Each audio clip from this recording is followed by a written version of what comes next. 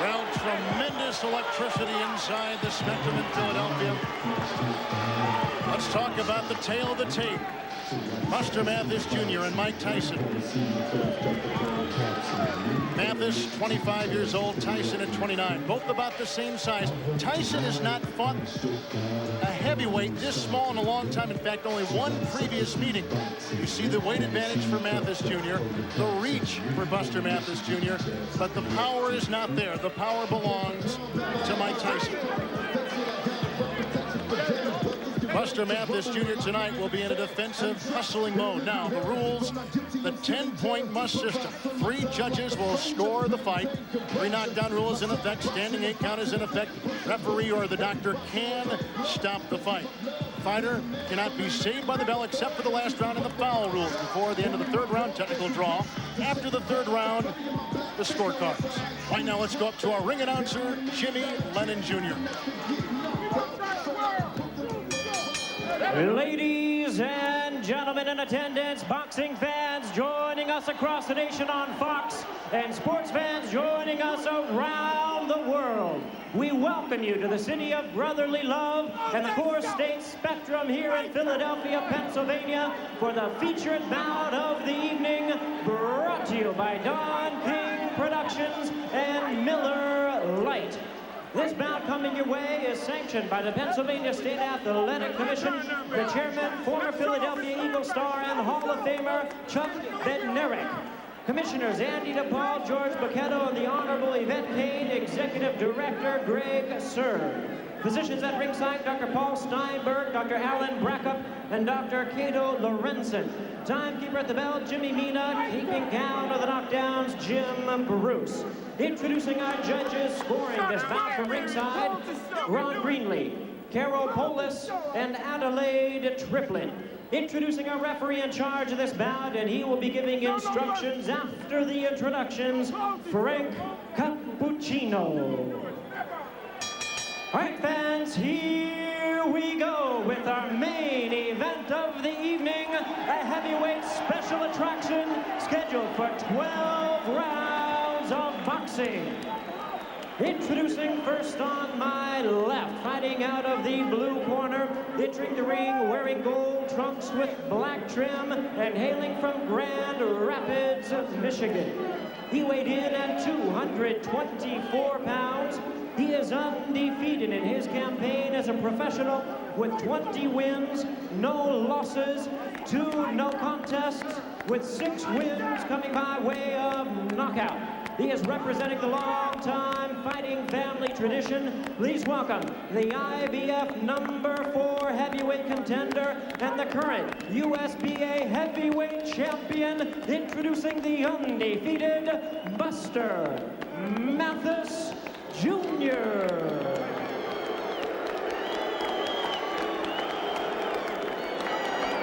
And his opponent across the ring in the red corner, really needing no introduction the world over. Entering the ring wearing his traditional black trunks and fighting out of Catskill, New York. He weighed in at 219 pounds with a record of 42 wins, only 1 defeat, with 36 big wins coming by way of knockout. He is the youngest ever to win a heavyweight title and the last to unified in the ring by beating the champions of the WBC, WBA, and IBF.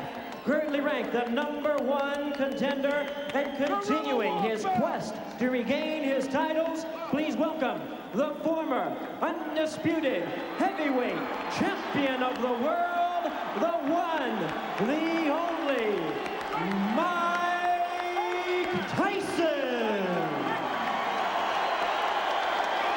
Once again, a referee in charge, Frank Cappuccino. Good evening, gentlemen. You were both given your instructions. Protect yourself at all times. Touch close.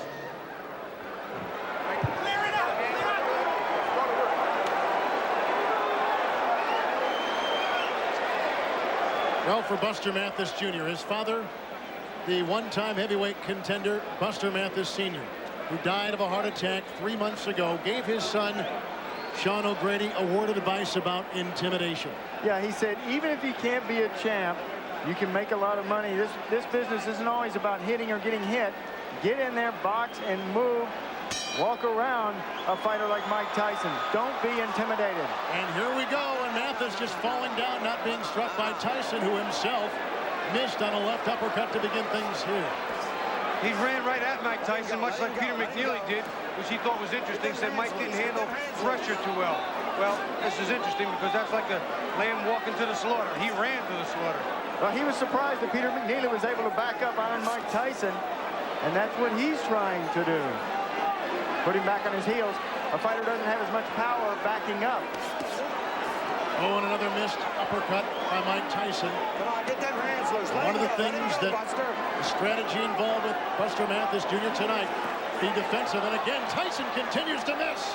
And missing again, and missing again. And Mathis lands. It takes more out of a fighter to swing and miss than to swing and hit. Step back. Yeah, his own body would have to stop the punch as opposed to the other body stopping it for him. And he said he was a good slipper. So far, he's lived up to it. Mike was a bit wild in the Peter McNeely fight back in August. Nothing much in terms of evaluation gain there. I think tonight there will be an evaluation. But you know, in those punches of that Peter McNeely fight, he missed many times, like he's done the first part of this round. Let him go, Mike. Well, by pinning Tyson against the ropes, he almost guarantees he'll last the round, especially with those 224 pounds. Tyson connects right there, and Mathis comes back with the right uppercut. Mathis is trying to say so close that Mike can't wind up with any of those big bombs and hit him. So far, it's worked. Do you like the strategy? So far, it's not bad. Jumping in, jumping out, pressing Mike, staying inside. We'll see what happens when he gets hit, though. Body punches. There's a shot by Mike Tyson with the left. Get off his neck. Buster said, I have to get his respect early, so I'm going to go in with a barrage in the early part of this fight, and I think he has done that. And he has done a nice job of slipping on the inside, Buster has. He said that was the most underrated part of his game, the slipping. Yes. I have seen him in fights before where he wasn't slipping, where he did get hit. But tonight, he's doing a good job slipping. Tyson missing again with the left uppercut.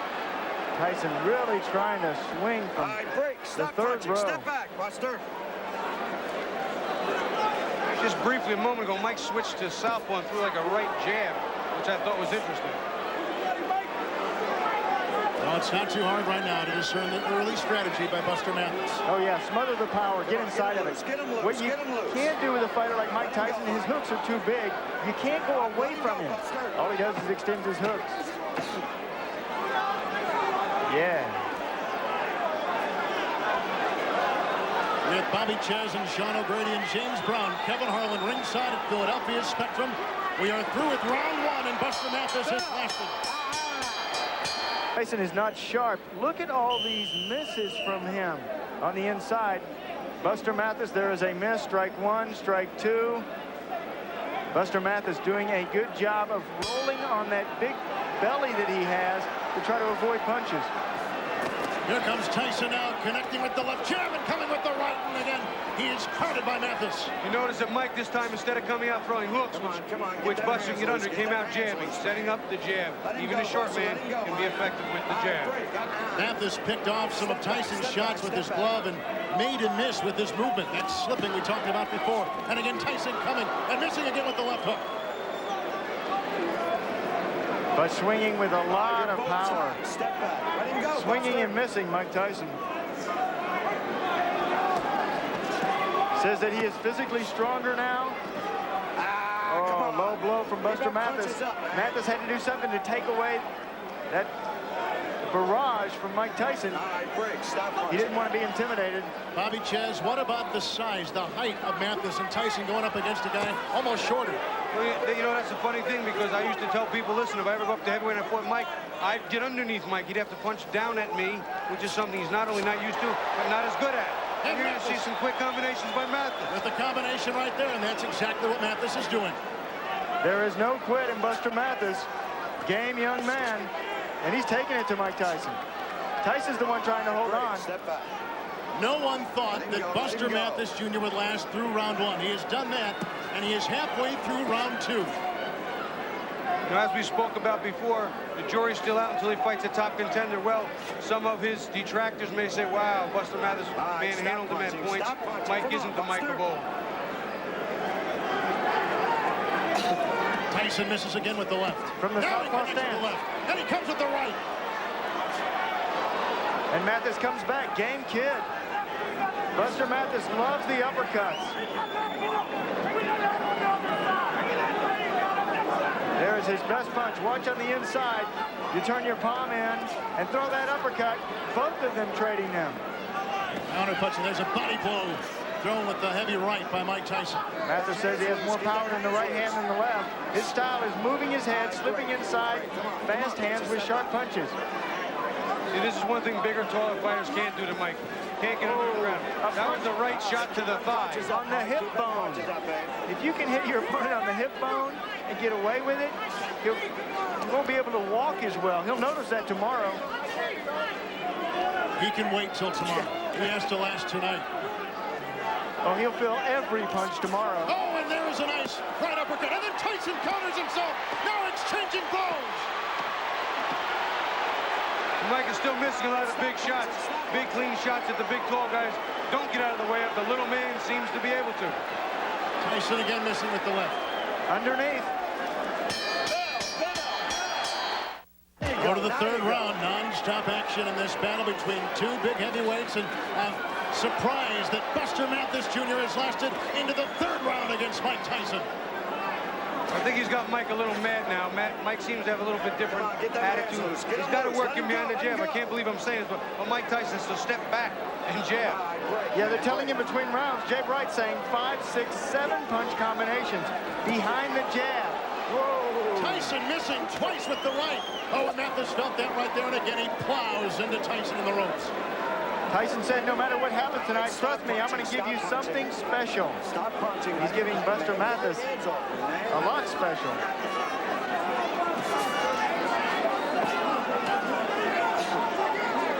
Mathis has been crowding. Mathis has been slipping punches. Mathis has been ducking. And it's caused Tyson to miss numerous times on big, wild shots. Well, they're very happy in the corner of Buster Mathis. They know that Mike Tyson has 27 KOs in the first 3 rounds. So you have to get past those first 3. Joey Ferriello in his corner. Frank Cappuccino separating the two. They're staying close. Down low once again with the right uppercut goes Buster Mathis. See, this is going to turn into a little bit of a wall. Duck, duck, duck, come inside, hold on. Duck, duck, duck, throw a few punches, hold on. It's going to become a little bit of a waltz now. Now this is the first time that Tyson has had Mathis up against the ropes. Body punches, and Mathis trying to fight his way out of it. Oh, you can hear him too. And a miss by Tyson. Mike's loading up a little too much. Buster can see some of them coming. He's getting out of the way of most of them. All right, break. Come on, get off it, man. Listen, when I say break, I want you both to break. Frank Cappuccino. Oh, Tyson caught him with the right uppercut right there.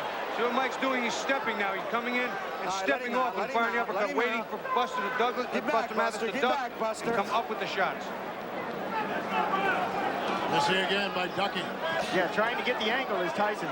Use that right-footed pivot, swing around on your opponent's side, and then crack. Oh, he got a right uppercut, another right uppercut, and down goes Mathis.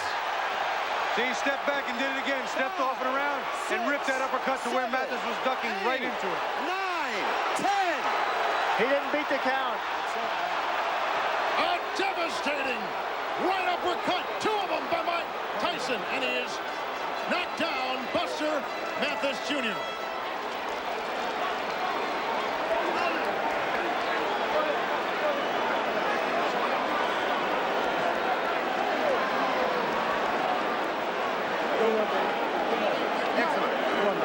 Well, no one thought that Buster Mathis Jr. would last 1 round. No one thought he would last 2 rounds.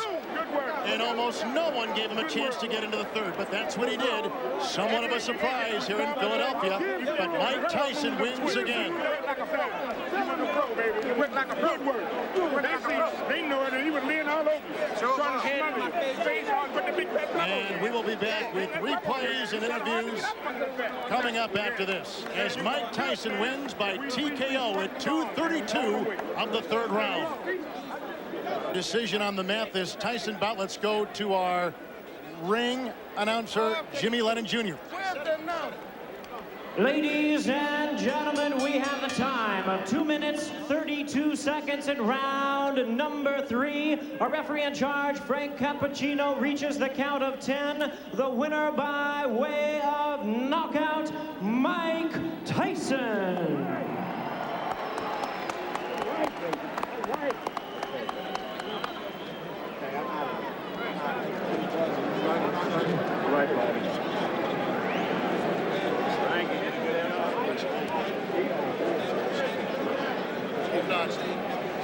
All right, right now, let's go inside the ring, a very crowded ring. Bobby Chez is standing by with Mike Tyson. Mike, did you expect him to come straight at you the way he did? Did you expect him to try and crowd you and walk into your power? I expect him to do many things. I expect him to move around, run because he's able to do that, and I expect him to smother me because he's been very successful. But I'm very familiar with his style of fighting. I was raised, and I'm the best at that style of fighting. I knew every move he was making. That's how come when I did a couple of particular moves, he was stunned. He didn't expect them. We're going to lead you into a replay here. I want you to call it for us when you see it. We're going to put it up here on the monitor in a couple of seconds. Be a replay of the knockout. As you know, I made the move and I caught him, and I tried to catch him again, then I caught him off the top of the head again. Then there's another one, just glanced and really didn't hit him as hard as I anticipated to hit him. But I knew those punches would probably knock him out or hurt him severely because he didn't see the punches coming. You promised the people here in Philly something they wouldn't forget. I'm sure they didn't forget it. They gave you a great greeting when you came in. They received you very warmly. What's next? Is it Frank Bruno in March? Well, all praise be to Allah. I bear witness there's only one God, and Muhammad the Prophet, peace and blessings upon him, is his only prophet. And I'm just looking forward to doing well. I don't care who it is. I'm looking forward to fighting anybody. And I don't know about my outcome today, but, you know what I mean, I'm looking forward to fight for the title. I'm willing to fight any man. I'm not afraid of anyone. I believe I'm the best fighter in the world. And I like to say I love Monica, I love Gina, I love our little baby Raina and Mikey. Mwah. All right, Mike, Family. I've been saying for 3 years the best heavyweight is finally back on the scene. God bless you. Good luck, pal. Don, what is next, Don? Well, he said he would fight anybody. Right now, we got Frank Bruno lined up for March 16th. We'll have a formal announcement tomorrow morning at around 10:30, and is on. He's going for the title now. He's undertaking the hard road to glory, to the undisputed championship of the world. And you've seen him tonight. It was good work for him, Bobby. The guy was smothering him, but the move was fantastic. Don, thanks again for a great promotion.